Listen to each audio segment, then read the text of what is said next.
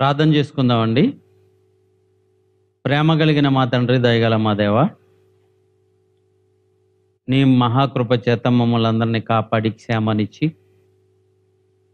మరొక్కసారి విలువైన నీ మహాజ్ఞానాన్ని ఆలోచించే భాగ్యాన్ని నాకును యూట్యూబ్ ద్వారా ఈ మహాజ్ఞానాన్ని నేర్చుకుంటున్న నీ పిల్లలకును అనుగ్రహించినందుకు మీకు ధన్యవాదాలు తెలియజేసుకుంటున్నాను. విలువైన మాటలు కలగని నీ వేదంలోనికి తండ్రి, కొద్ది నిమిషాలు తండ్రి మేము వెళ్ళి ఆలోచన చేయుచుండగా ఈ ప్రపంచానికి తెలియని మహోన్నతమైన సంగతులు మాకు అనుగ్రహించమని కోరుకుంటూ క్రీస్తు పేర ఈ ప్రార్థన అడిగి వేడుకుంటున్నాం మా ప్రియ పరలోకపు తండ్రి, ఆమెన్. ప్రియమైన వారులారా, ప్రభు పేరట మీ అందరికీ శుభములు తెలియజేసుకుంటున్నాను. మీ అందరి యోగక్షేమాల గురించి ఆలోచన చేస్తూ నేను తండ్రికి చేయు ప్రతి ప్రార్థనలో మిమ్మల్ని గురించి జ్ఞాపకం చేసుకుంటున్నాను.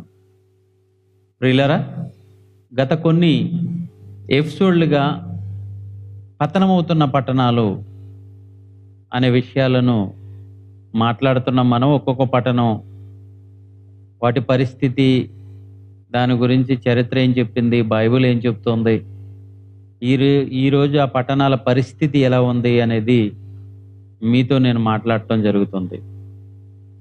ఈరోజు అతి ప్రాముఖ్యమైన పట్టణం గురించి మీతో మాట్లాడాలని నేను ఆలోచన చేస్తున్నాను. అది యెరూషలేము పట్టణం. క్రైస్తవులందరికీ ఎక్కువగా ఉపయోగించటానికి ఉపయోగపడే పట్టణం ఈ పట్టణం. క్రైస్తవుల ప్రతి ఒక్కరికి ఈ పట్టణం గురించి చాలా వరకు తెలుసు. దీని గురించిన వివరాలు మనము వేద గ్రంథంలోనికి వెళ్ళి ఆలోచన చేద్దాం. ఈ యెరూషలేము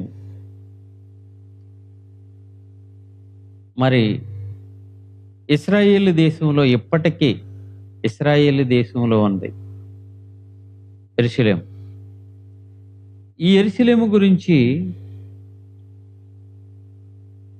మరి మనం ఆలోచన చేసినప్పుడు చాలా ప్రసిద్ధి చెందిన పట్టణం, ప్రపంచ ఖ్యాతిగాంచిన పట్టణం ఇది యెరూషలేము పట్టణం. ఈ పట్టణం ఎప్పటి నుంచి ప్రపంచపు వెలుగులోనికి వచ్చింది? ఈ పట్టణ నిర్మాణకుడు ఎవరు? ఈ పట్టణం ఎంతకాలం వరకు ప్రపంచ ప్రజలను ఆకర్షించుకుంది? ఇప్పుడు ప్రస్తుతం ఈ పట్టణ పరిస్థితి ఎలా ఉంది అనేది ఈ యెరూషలేము పట్టణమును గురించిన వివరణలో మీరు తెలుసుకోబోతున్నారు. ప్రియులారా, గత ఎపిసోడ్లో నేను మాట్లాడినట్టుగా ఇశ్రాయేలీలు ఈజిప్టు దేశంలో ఉంటారు. 430 సంవత్సరాలు ఈజిప్టు దేశంలో బానిసలుగా ఉన్న ఇశ్రాయేలీలు అక్కడి నుంచి విడుదల పొంది ఒక 40 సంవత్సరాలు అరణ్యంలో ప్రయాణం అయి అబ్రహాముకు దేవుడు ఏ దేశం అయితే వాగ్దానం చేశాడో ఆ దేశానికి, పాలస్తీనా దేశం అనొచ్చు, కానాను దేశం అనొచ్చు, ఇశ్రాయేలుల దేశంగా ఒక చిన్న భూభాగం ఇప్పుడు పిలువబడుతుంది. ఏదైనా ఇది అబ్రహాము గారికి దేవుడు వాగ్దానం చేశాడు. 400 సంవత్సరాల తర్వాత నీ పిల్లలు మరలా ఇదిగో అబ్రహాం ఈ భూభాగానికి రాబోతున్నారో, వాళ్ళు వచ్చి ఈ భూభాగాన్ని స్వతంత్రించుకుంటారో అనేది అబ్రహాముకి చెప్పబడింది మనకు తెలుసు.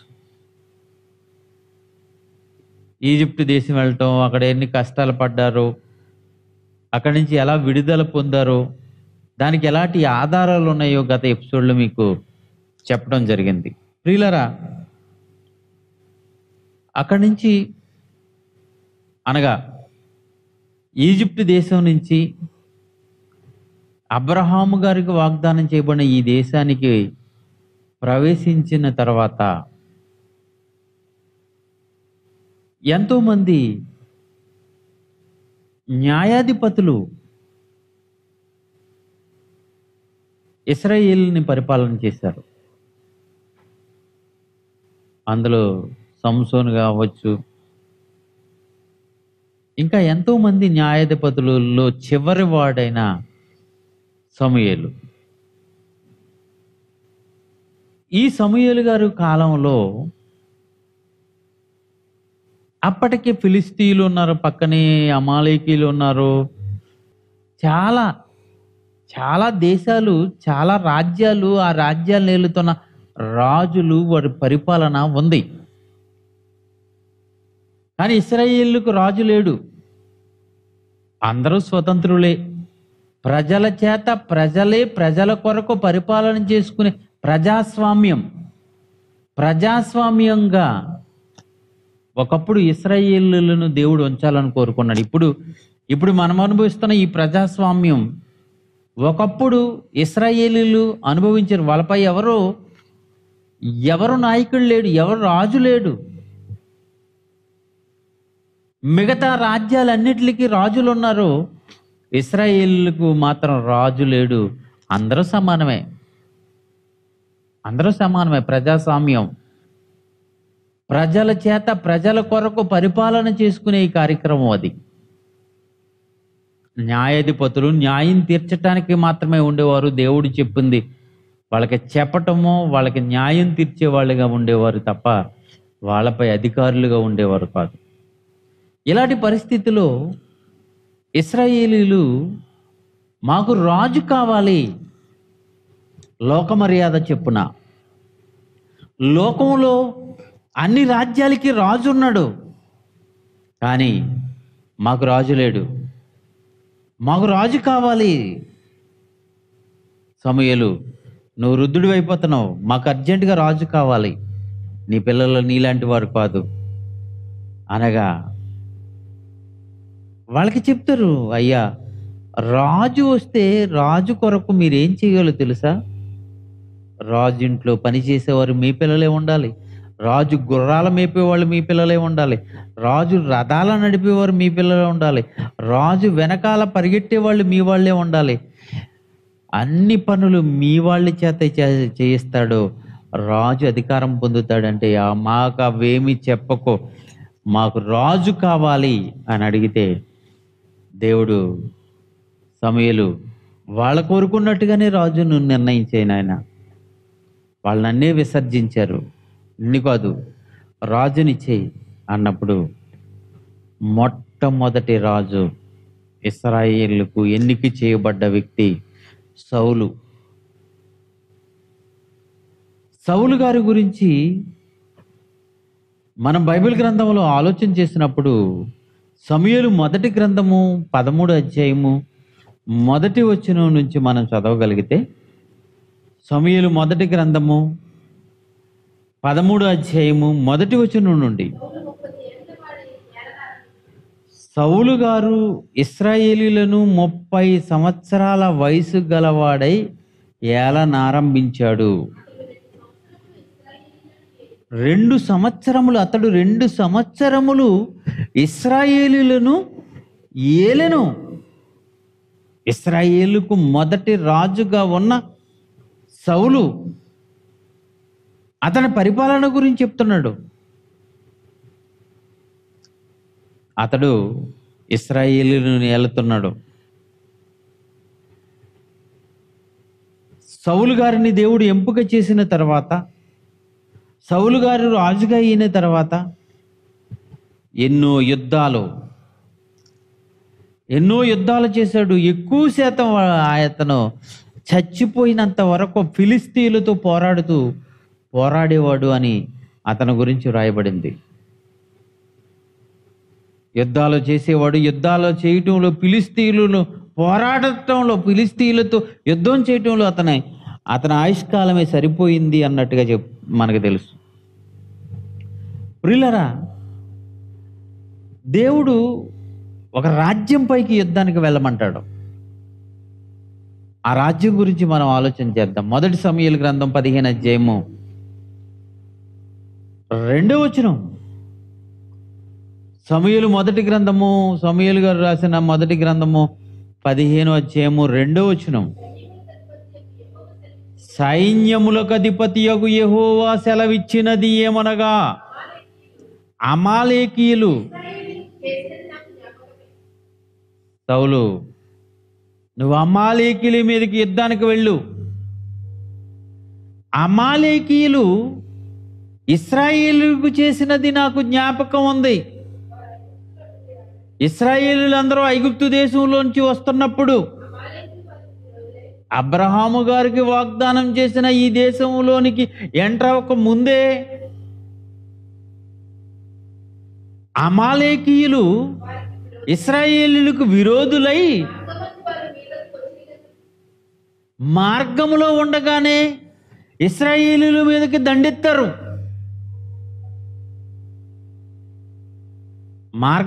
మార్గమధ్యంలో ఉండగానే అమాలేకీయులట ఇశ్రాయేలీయుల మీదకి దండెత్తారట. కాబట్టి నీవు పోయి కనికరించొద్దు, అమాలేకీయులను హతము చేయి.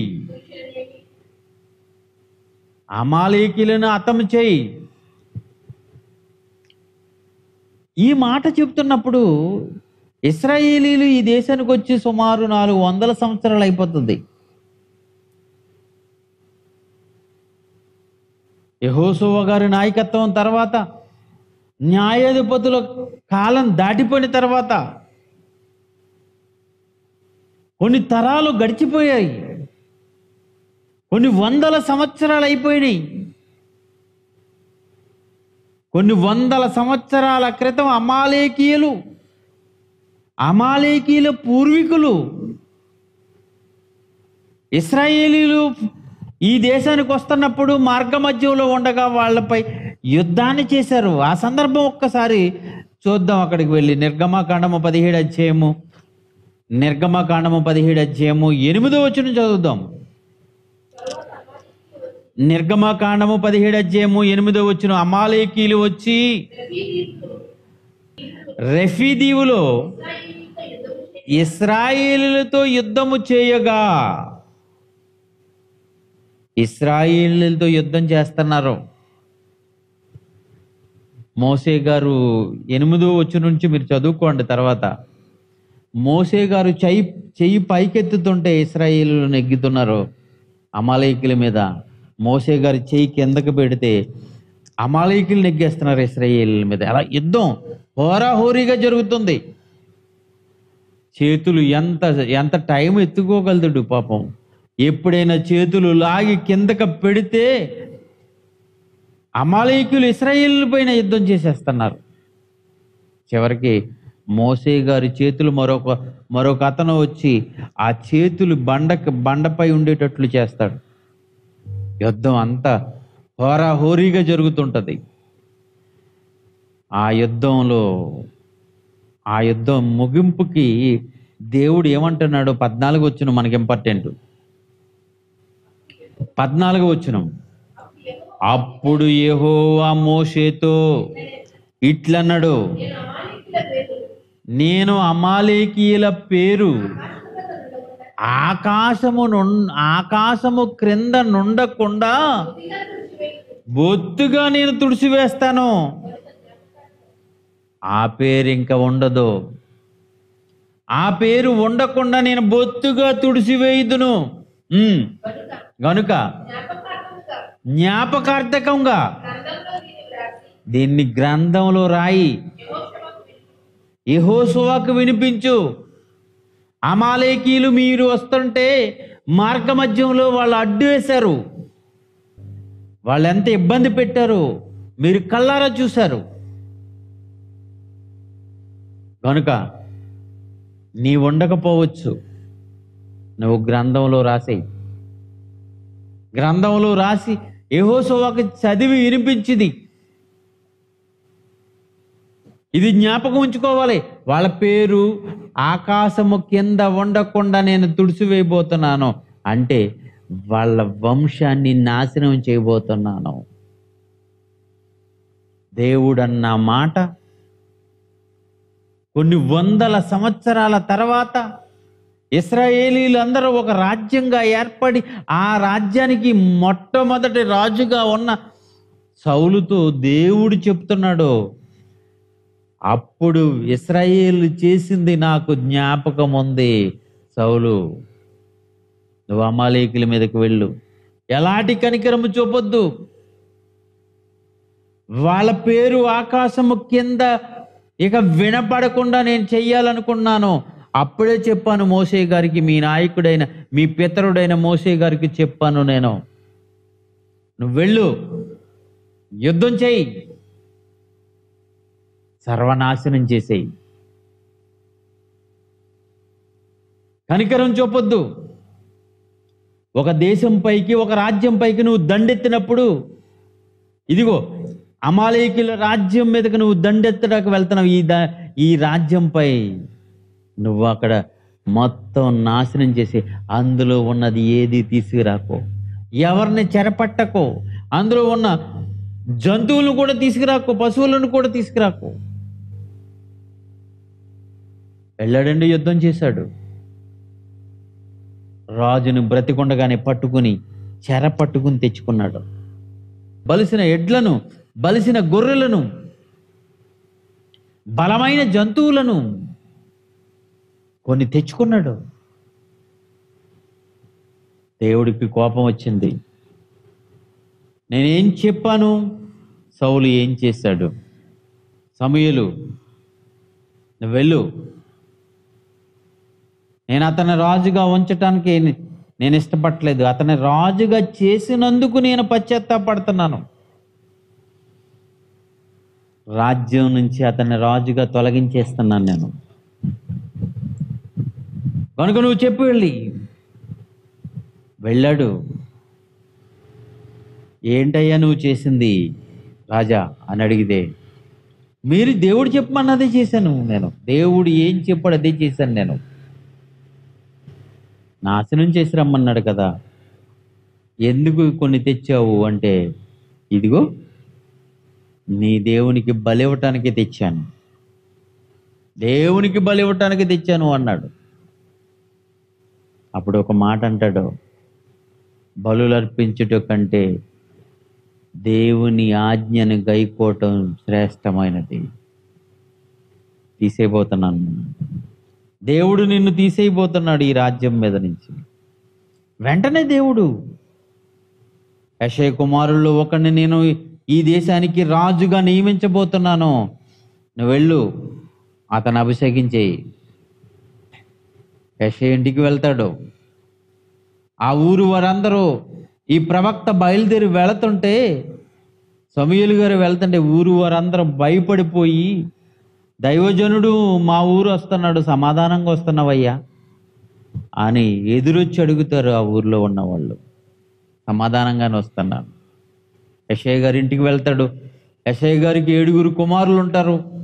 అందులో పెద్దవాడు 3 రాజుగారి సైన్యంలో ఉంటారు. అప్పుడు నీ బిడ్డలను తీసుకొస్తారు. ఇతను కాదు, ఇతను కాదు, ఇతను కాదు, నువ్వు పై రూపాన్ని చూడు, ఇతనే కాదు, ఇంకా ఎవరైనా మిగిలి ఉన్నారా అంటే, మా ఆఖరి అబ్బాయి ఉన్నాడండి, వాడు గొర్రెలను కాసుకుంటున్నాడు, అతన్ని రప్పించు, అతను వచ్చే వరకు నేను ఇక్కడ వెయిట్ చేస్తాను అన్నాడు.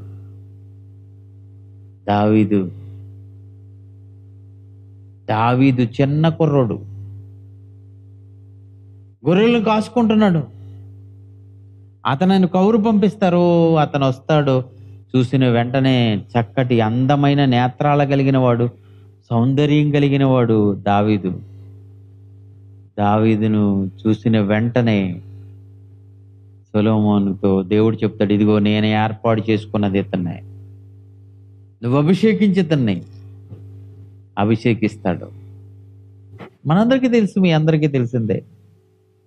ఆ తర్వాత రాజుగారి దగ్గర సితారా వాయించేవాడు ఒకడు కావాలి అని సౌలు గారు ఎదురు చూస్తున్నప్పుడు, సితారా వాయించేవాడు ఒకడు ఉన్నాడు కుర్రవాడు అని, సితారా వాయించడానికి రాజుగారికి దురాత్మ వచ్చినప్పుడు ఆ దురాత్మ పోవాలి అంటే సితారా వాయించాలి. ఆ సితారా వాయించేవాడుగా దావీదు రాజుగారి దగ్గర నియమించబడతాడు. రాజుగారి కబురు చెప్పినప్పుడు ఎల్లా అక్కడికి వెళ్ళాలి, సితారా వాయించాలి, తిరిగి వచ్చి మళ్ళీ గొర్రెల మందలను కాచుకోవాలి. ఇలాంటి పనులు చేస్తున్న రోజుల్లో ఒకరోజు తన అన్నల దగ్గరికి వెళితే, ఫిలిస్తీయులతో యుద్ధం చేస్తున్న సమయం అది. అవతల పక్క గొలియాత్ ఇశ్రాయేలీలను చూసి, రండ్రా ఎవడొస్తాడోను, మిమ్మల్ని నరికేసి మీ శవాల్ని కాకులకు గద్దలకు ఎగరేస్తాననేవాడు సవాలు చేస్తున్నాడు. ఈ వైపుని వీళ్ళందరూ భయపడిపోతున్నారు. దావీదు గారు చూస్తారు, వాడే పట్టివాడు, వాడిని నేను చంపేస్తాను మీకు భయం అయితేనే అంటాడు. రాజుగారి దగ్గర తీసుకెళ్తారు, చంపేస్తాను అంటాడు. అన్నలు ఎందుకు వచ్చావు అని అంటారు. ఇవన్నీ మీ అందరికీ తెలిసిందే. గులకరాళ్ళతో అతన్ని చంపుతాడు. అతని తల తీసుకుని పట్టుకుని వెళ్తాడు. ప్రియులరా, ఇవన్నీ జరిగిన తర్వాత దావీదు మరి రాజుగా మరి ఇశ్రాయేలుకు నియమించబడతాడు. దావీదు సౌలు గారు తర్వాత ఆ రాజ్యానికి దావీదు గారు రాజుగా నియమించబడతాడు. రాజుగా దేవుని చేత ఏర్పాటు చేయబడతాడు. సౌలు తొలగించబడతాడు. ఈ చరిత్ర అంతా మీరందరికీ తెలిసిందే. సౌలు రాజ్యం నుంచి తొలగించబడి దావీదు రాజ్యానికి రాజుగా నియమించబడటం మీ అందరికీ తెలిసిందే. ఇది మీరందరూ ఎక్కువగా చదువుకుంటున్నదే. సౌలు గారు తర్వాత దావీదు రాజుగా పట్టాభిషేకం పొందుతాడు. అప్పటి నుంచి ఇశ్రాయేలు రాజ్యం ఒక ఉన్నతమైన స్థితికి చేరుకుంటుంది. దాని గురించి మనం ఆలోచన చేద్దాం. సమూయేలు 2వ గ్రంథం 5వ అధ్యాయము. సమూయేలు 2వ గ్రంథం 5వ అధ్యాయము 4వ వచనం చదువుతాం. దావీదు 30 ఏండ్ల వాడై ఏలన ఆరంభించి 40 సంవత్సరాలు పరిపాలన చేశాడు. 40 సంవత్సరాలు దావీదు గారు ఇశ్రాయేలీయులను పరిపాలన చేశాడు. మొట్టమొదటి రాజధాని దావీదు గారు హెబ్రోను రాజధానిగా చేసుకుని,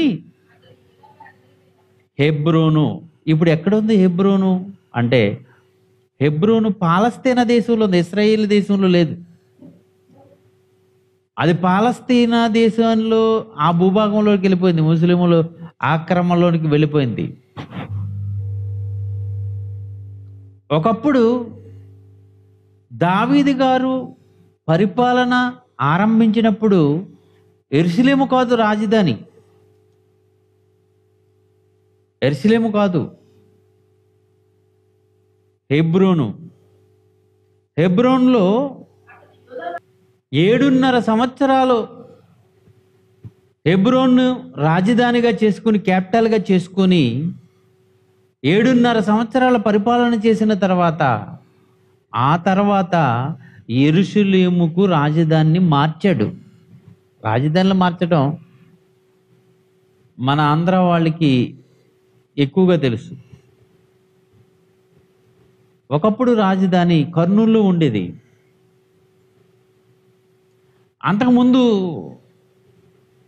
అంతకుముందు రాజధాని మనకి మెడ్రాస్లో ఉండేది.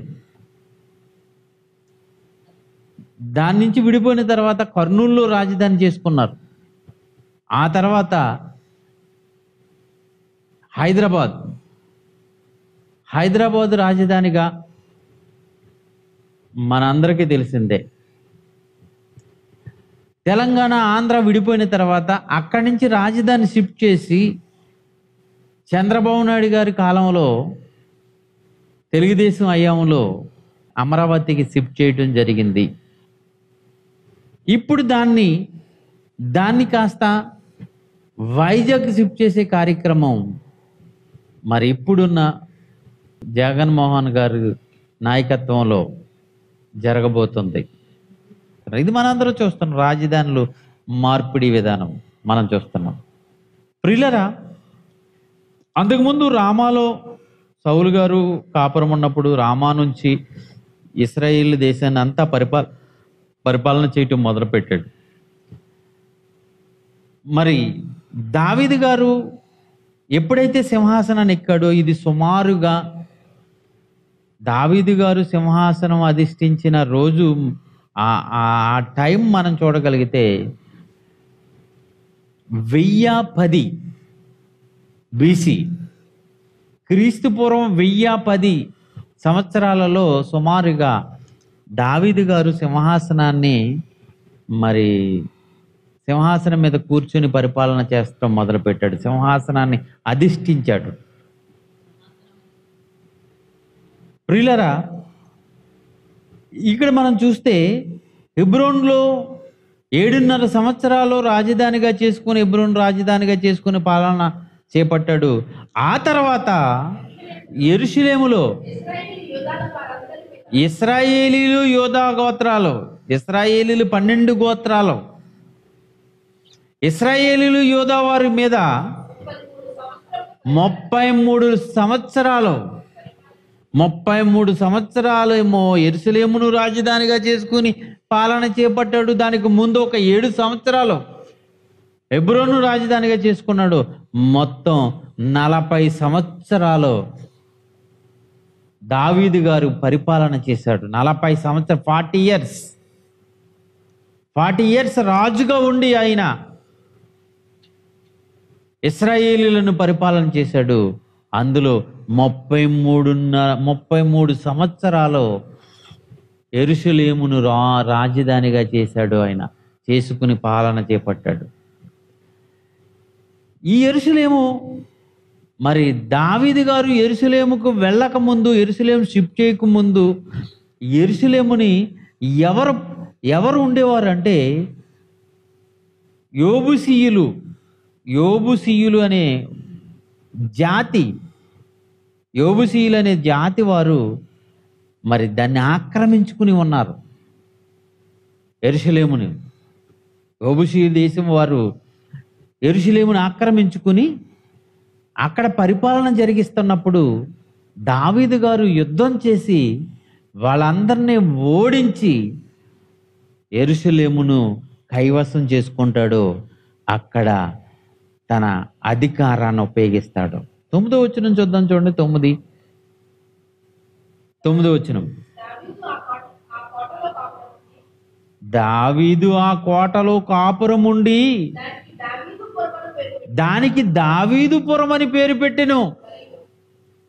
దావీదు గారు యోబుసీయులను ఓడించి ఆ రాజును హతం చేసి దాన్ని చెరపట్టుకుని అక్కడ కాపురం ఉన్నాడు.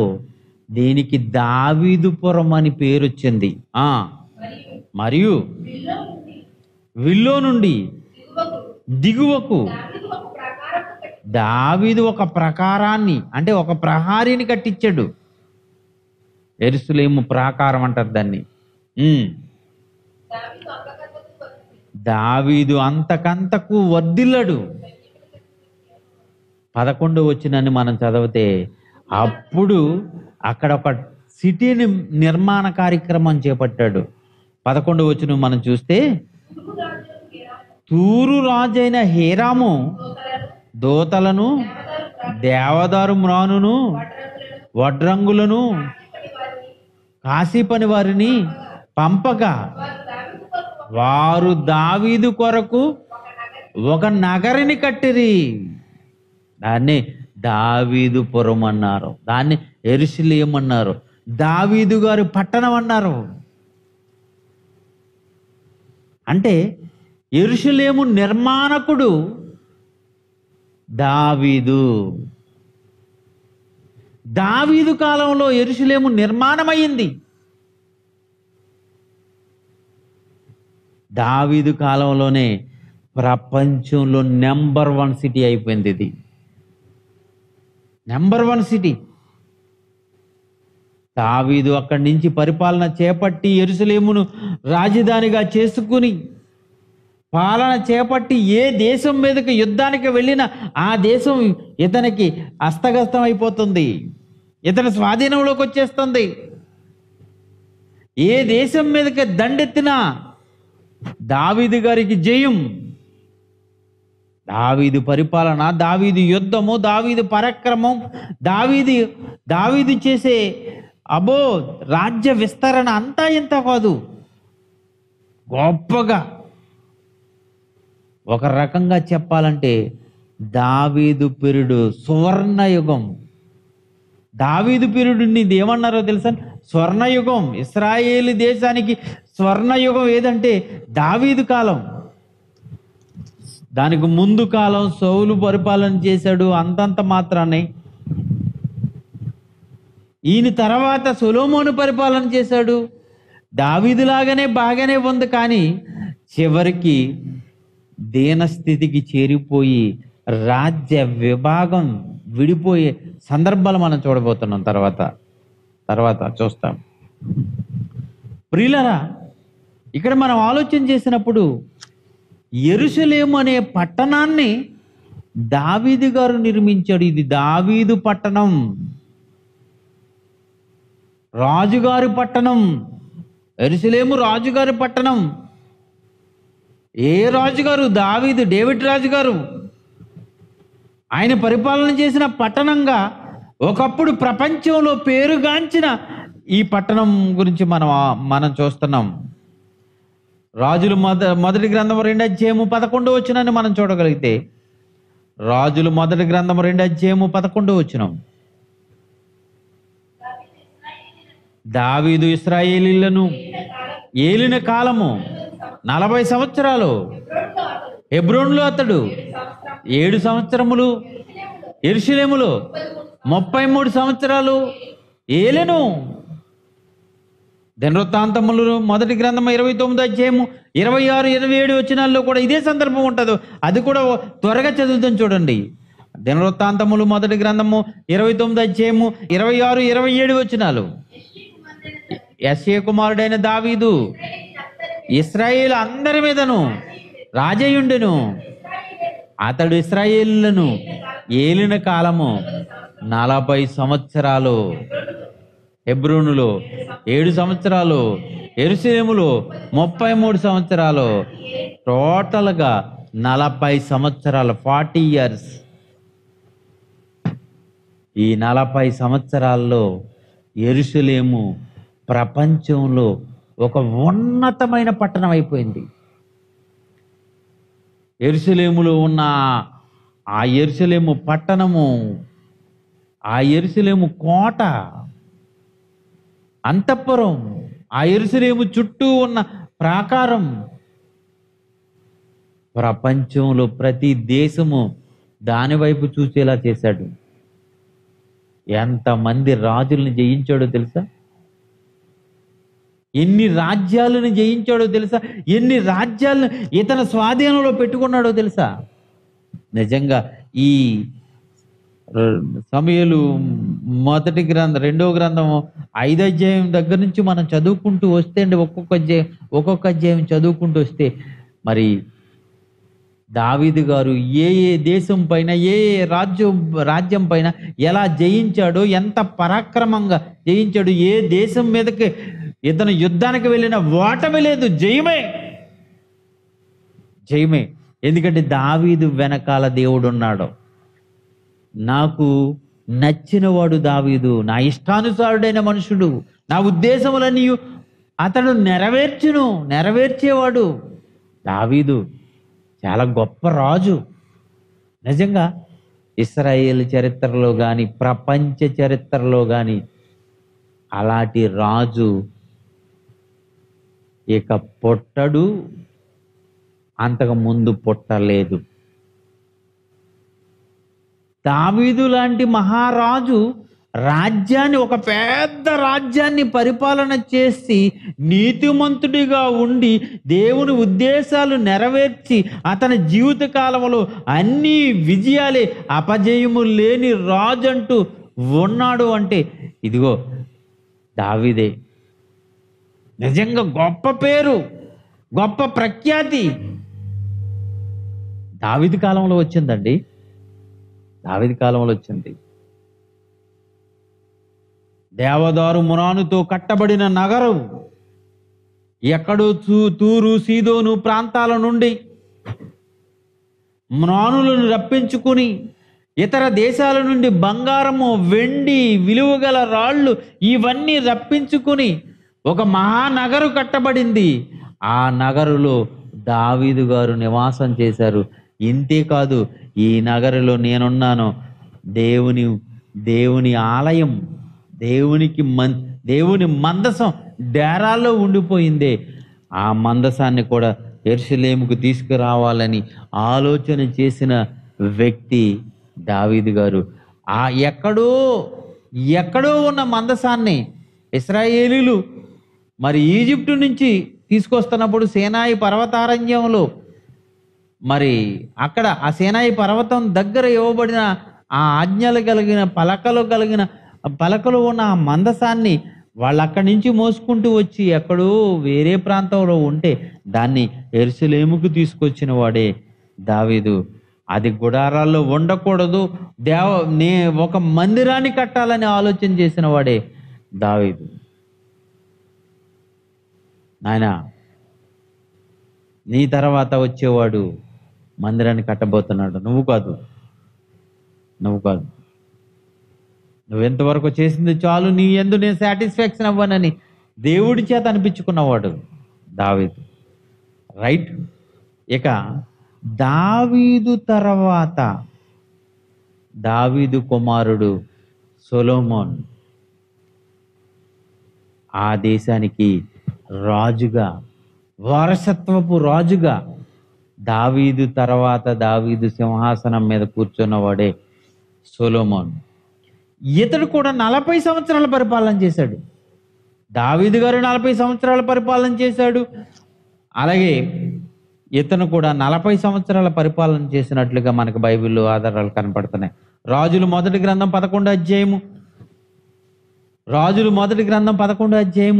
42వ వచనం. సొలొమోను యెరూషలేమునందు ఇశ్రాయేలులందరినీ ఏలిన కాలము 40 సంవత్సరాలు. ఇశ్రాయేలులందరినీ సొలొమోను గారు ఏలిన కాలము 40 సంవత్సరాలు. దావీదు గారు ఏలిన కాలము 40 సంవత్సరాలు. అందులో 7 సంవత్సరాలు హెబ్రోను రాజధానిగా చేసుకున్నాడు. 33 సంవత్సరాలు యెరూషలేమును రాజధానిగా చేసుకున్నాడు. యెరూషలేము ఇతని కాలంలో చాలా గొప్పగా కట్టబడింది. తన తర్వాత వచ్చిన కుమారుడు సొలొమోను కూడా 40 సంవత్సరాలు రాజధానిగా చేసుకుని పరిపాలన చేశాడు. సొలొమోను ప్రారంభంలో చాలా ఉన్నతంగా పరిపాలన చేశాడు, మహాజ్ఞాని. అనేక మంది మరి యెరూషలేము పట్టణానికి వచ్చేవారు సొలొమోను జ్ఞానం వినటానికి, చూడటానికి. అంత గొప్ప రాజుగా ఉన్నవాడు ఇతడు. చాలామంది స్త్రీలను చేసుకున్నాడు. అందులో ఈజిప్టు రాజు కూతుర్ని, ఫరో కుమార్తెను కూడా ఇతను పెళ్లి చేసుకున్నాడు. తూరు సీదోను పట్టణ అనేక మంది విగ్రహారాధికుల పిల్లల్ని ఇతడు పెళ్లి చేసుకున్నాడు. ఎక్కువ బహు భార్యలు కలిగిన వాడు. అన్య స్త్రీలదు ఇతన్ని దేవతల తట్టు తిప్పేశారు. దేవునిలో నుండి తొలగిపోయాడు. చివరి పరిస్థితి చాలా దారుణంగా మారిపోయింది సొలొమోన్ది. ప్రవక్తల చేత హెచ్చరించిన భార్యలు మారనివ్వకుండా అతన్ని అటే ఉంచితే చివరి స్థితికి వచ్చేటప్పటికి రాజ్యం చాలా పగిలిపోయే పరిస్థితిలోకి వచ్చింది. అందులో మరి 2 రాజ్యాలుగా మరి సొలొమోను గారు చనిపోయిన తర్వాత ఏం జరిగిందో ఒకసారి మళ్ళీ చదువుదాం. అక్కడ రాజులు మొదటి గ్రంథము 11వ అధ్యాయము 42వ వచనం. రాజుల మొదటి గ్రంథం 11వ అధ్యాయము 42వ వచనం. సొలొమోను యెరూషలేమునందు ఇశ్రాయేలులందరినీ ఏలిన కాలము 40 సంవత్సరాలు. అంతటా సొలొమోను అంటే చనిపోయాడు, తన పితరులతో కూడా నిద్రించి అంటే చనిపోయాడు అని అర్థం. తన తండ్రి అయిన దావీదు పురమునందు సమాధి చేయబడిను. తరువాత అతని కుమారుడైన రెహబాము అతనికి మారుగా రాజాయాడు. తరువాత అతని కుమారుడు రెహబాము అతనికి మారుగా అంటే తండ్రి సింహాసనాన్ని అధిష్ఠించాడు.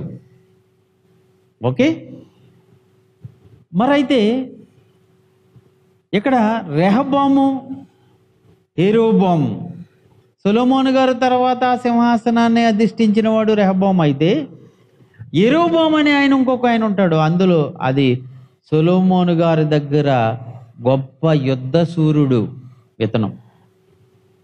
మనం 11వ అధ్యాయము 10వ అధ్యాయము ఇవన్నీ చదివితే అతడు చాలా యుద్ధ సూర్యుడు. అతడు సొలొమోను గారు చేసినవి సహించక తిరుగుబాటు చేసిన వాడు. అతన్ని సొలొమోను గారు చంపాలని చూసినప్పుడు ఈజిప్టు దేశానికి పారిపోతాడు. సొలొమోను గారు చనిపోయిన తర్వాత సొలొమోను గారు కుమారుడు రెహబాము ఇశ్రాయేలును పరిపాలన చేస్తున్నాడని ఈజిప్టు దేశం నుంచి వచ్చి యెరోబాము గారు ఇశ్రాయేలీల సమాజాన్ని అంతా తీసుకుని వెళ్ళి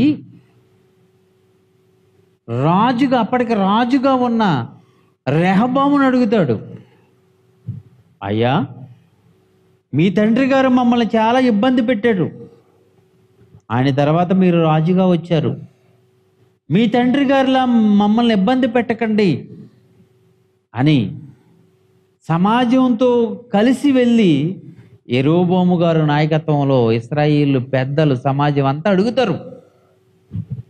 అప్పుడు అతను 3 రోజులు సమయం ఇవ్వండి, నాకు నేను ఆలోచించుకుని చెప్తానని వీళ్ళని పంపించేస్తాడు. ఆ తర్వాత పెద్దలతో ఆలోచన చేయకుండా యవనస్తులతో ఆలోచన చేసి ఒక తప్పుడు నిర్ణయం తీసుకుంటాడు. ఎవరు? సొలొమోను గారి యొక్క కుమారుడైన రెహబాము. తీసుకుని మా తండ్రి లాగానే నేను పరిపాలన చేస్తాను, మా తండ్రి కంటే ఎక్కువ భారం మీ పైన పెడతాను అని అతడు అన్నప్పుడు ఇశ్రాయేలీలు 12 గోత్రాల్లో 10 గోత్రాల వారు యెరోబాము పక్షానికి వస్తారు. 2 గోత్రాలు మాత్రమే సొలొమోను గారి యొక్క కుమారుడైన రెహబాము పక్షాన ఉంటారు. ఈ విధంగా ఇశ్రాయేలీలు ఉమ్మడి రాజ్యం, ఒక పెద్ద బలమైన రాజ్యం సౌలు గారితో ప్రారంభమై దావీదు కాలంలో ఆకాశాన్నంత ఎత్తుకు ఎదిగిన ఆ మహా సామ్రాజ్యం ఇశ్రాయేలు సామ్రాజ్యం 2 ముక్కలుగా చీలిపోతుంది. 2 ముక్కలుగా చీలిపోతుంది. ఒకటి ఇశ్రాయేలు రాజ్యం, ఉత్తర భాగానంతా ఇశ్రాయేలీలు రాజ్యం. యెరోబాము గారి నాయకత్వంలో యెరోబాము రాజుగా ఉత్తర భాగానంతా వాళ్ళ ఆక్రమణలోకి వెళ్ళిపోతుంది. ఇక దక్షిణ భాగం యోధా రాజ్యం, సొలొమోను గారి యొక్క కుమారుడు రెహబాము గారి నాయకత్వంలో వీళ్ళంతా ఒక రాజ్యంగా ఏర్పడతారు. కలిసి ఉండి బలమైన రాజ్యంగా ఉన్న ఆ మహా సామ్రాజ్యం 2 ముక్కలైపోయిందర్రా. యెరూషలేములో జరిగింది. ఇక వీళ్ళరు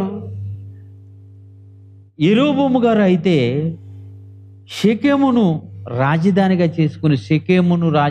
చేసుకున్నాడు. రెహబాము అయితే యెరూషలేమును రాజధానిగా చేసుకున్నారు. అంటే యోధా రాజ్యం యెరూషలేమునే రాజధానిగా చేసుకున్నారు. ఈ ఇశ్రాయేలు రాజ్యం షెకెమును రాజధానిగా చేసుకుని వారు పరిపాలన జరిగించడం మొదలుపెట్టారు. ఇది క్రీస్తు పూర్వం సుమారు 930 సంవత్సరాల్లో ఇది జరిగినట్లుగా చరిత్రలో మనకు ఆధారాలు కనపడుతున్నాయి. సుమారుగా క్రీస్తు పూర్వం 930 సంవత్సరాల క్రితం ఇశ్రాయేలు రాజ్యం రెండుగా విడిపోయిన సందర్భం మనకు తెలుసు. అందులో ఒకటి మరి యోధా రాజ్యానికి క్యాపిటల్ సిటీగా యెరూషలేమే ఉంది. ఇశ్రాయేలు రాజ్యానికి క్యాపిటల్ సిటీగా షెకెం ఉంది. ఇక వీళ్ళు పరిపాలన చేసినప్పుడు యోధా ఇశ్రాయేలు రాజులు 19 మంది రాజులు రాజ్యాన్ని పరిపాలన చేశారు. అలాగే యోధా రాజ్యాన్ని 20 మంది రాజులు పరిపాలన చేశారు. ఒక్కసారి మీరు కొంచెం ఓపికగా వినగలిగితే వీళ్ళు ఎవరెవరు ఎంతకాలం పరిపాలన చేశారో మీకు నేను చెప్పాలనుకుంటున్నాను. వీళ్ళు ఎవరెవరు ఎంతకాలం పరిపాలన చేశారు అనేది కొన్ని స్పీడ్గానే చెప్పేస్తాను, కొంచెం అర్థం చేసుకోవడానికి ప్రయత్నం చేయండి. ఇశ్రాయేలీలు వాళ్ళ యొక్క దేశంగా మారిపోయి ఒక రాజ్యంగా మారిపోయి ఆ రాజ్యంని క్యాపిటల్ సిటీగా షెకెమును చేసుకున్నారు. ఆ తర్వాత తీర్పుని చేసుకున్నారు. ఆ తర్వాత సమరయ అవి క్యాపిటల్ సిటీగా చేసుకుని వాళ్ళు పరిపాలన చేశారు. ఇశ్రాయేలు రాజ్యంగా విడిపోయిన తర్వాత యెరోబోము 22 సంవత్సరాలు ఇశ్రాయేలు రాజ్యాన్ని పరిపాలన చేశాడు. అతను ఉత్తర రాజ్యానికి ఇశ్రాయేలు రాజ్యానికి మొదటి రాజుగా మనం చెప్పుకోవచ్చు. అతని తర్వాత నాదాబు 2 సంవత్సరాలు ఈ రాజ్యాన్ని ఇశ్రాయేలు రాజ్యాన్ని పరిపాలన చేశాడు. అతని తర్వాత బయోషా 24 సంవత్సరాలు పరిపాలన చేశాడు. ఆ తర్వాత ఏలా 2 సంవత్సరాలు ఈ రాజ్యాన్ని పరిపాలన చేశాడు. ఏలా తర్వాత జిమ్రీ కేవలము 7 రోజులు మాత్రమే జిమ్రీ పరిపాలన చేశాడు. ఆత్మహత్య చేసుకుని చచ్చిపోయిన రాజు ఇతనే. ఆ తర్వాత ఒమ్రీ 12 సంవత్సరాలు ఇశ్రాయేలు రాజ్యాన్ని పరిపాలన చేశాడు. ఒమ్రీ తర్వాత ఆహాబు 22 సంవత్సరాలు ఈ ఇశ్రాయేలు రాజ్యాన్ని పరిపాలన చేశాడు. ఆ తర్వాత అహజ్యా 2 సంవత్సరాలు ఇశ్రాయేలు రాజ్యాన్ని పరిపాలన చేశాడు. అహజ్యా తర్వాత యోరాము 12 సంవత్సరాలు పరిపాలన చేశాడు. ఆ తర్వాత యాహూ 28 సంవత్సరాలు ఈ ఇశ్రాయేలు రాజ్యాన్ని పరిపాలన చేశాడు. యెజెబెలు చంపబడిన ఆ తర్వాత రాజుగా ఇతను చెప్పొచ్చు. ఆ తర్వాత యెహోయాహాజు అనే ఈ రాజు 17 సంవత్సరాలు వీరిని పరిపాలన చేశాడు, ఇశ్రాయేలుని పరిపాలన చేశాడు. అతని తర్వాత యోవాషు 16 సంవత్సరాలు. అతని తర్వాత రెండవ యెరోబోము 41 సంవత్సరం ఇశ్రాయేలు దేశాన్ని పరిపాలన చేశాడు. అతని తర్వాత జకర్యా 6 నెలలు ఈ దేశాన్ని పరిపాలన చేశాడు. జకర్యా తర్వాత సల్లూము 1 నెల మాత్రమే 1 మంత్ పరిపాలన జరిగించిన వాడు సల్లూము. అతని తర్వాత మెనాహేము 10 సంవత్సరాలు ఇశ్రాయేలు రాజ్యాన్ని పరిపాలన చేశాడు. ఆ తర్వాత పెకహ్యా 2 సంవత్సరాల పరిపాలన చేశాడు.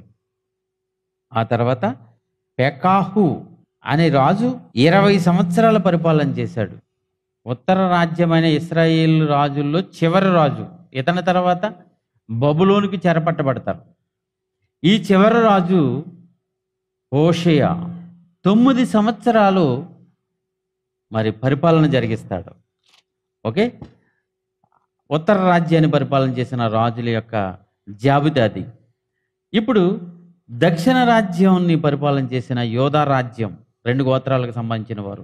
రాజధాని యెరూషలేము మాత్రమే దీనికి. మొదటి రాజు రెహబోము 17 సంవత్సరాలు ఈ యోధా రాజ్యాన్ని పరిపాలన చేశాడు. అతని తర్వాత అబియా 3 సంవత్సరాలు యోధా రాజ్యాన్ని పాలకుడిగా రాజుగా ఉన్నాడు. అబియా గారి తర్వాత ఆస 41 సంవత్సరాలు యోధా రాజ్యాన్ని పరిపాలన చేశాడు.